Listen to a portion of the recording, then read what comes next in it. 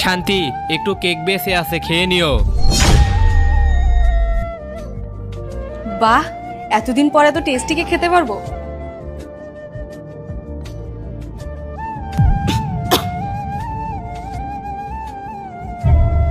এ কি, হীরের আংটি? কোথায় তোমার সারপ্রাইজ?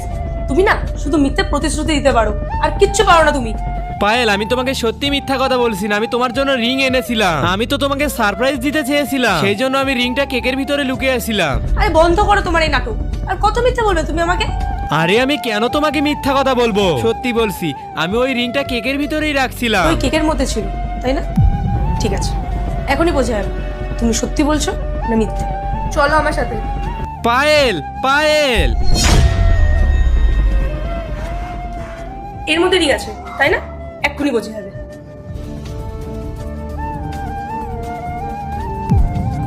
দেখো, কোথায় আছে এর মধ্যে রিং? তুমি দেখতে পাচ্ছ? আমি তো দেখতে পাচ্ছি না। আসলে কি বলো তো, কোনো সারপ্রাইজই ছিল না। তুমি আমাকে ভালোই বাসো না। তুমি আমাকে কোনো সারপ্রাইজই দিতে চাওনি। তুমি শুধু আমার সাথে টাইম পাস করতে চেয়েছিলে। এই জন্য তো আমাকে এখানে নিয়েছো। বলো, চুপ করে আছো কেন? দিদি, দাদার কোনো দোষ নেই। দাদা আপনার জন্য আংটি এনেছিল। এই নিন আংটিটা। এই রিংটা তোমার কাছে আসলো কি করে? দাদা যখন আমার জন্য এই কেকটা এনেছিল, আর তখন আমি খাচ্ছিলাম, তখনই আমার মুখে এই আংটিটা বেঁধে গেছিল। Rohan, I am sorry. আমি ভেবেছিলাম তুমি আমাকে মিথ্যা কথা বলছো। তুমি আমার জন্য কিছুই আনোনি। এটা এটা তো ডায়মন্ডের রিং। আর এটা দেখে না অনেক এক্সপেন্সিভও মনে হচ্ছে। I love you Rohan. আমি তোমার মুড খারাপ করেছি, তাই না? এবার চলো, আমি তোমার মুড ঠিক করবো। ছাড়ো, তুমি একদম আমার কাছে আসবে না।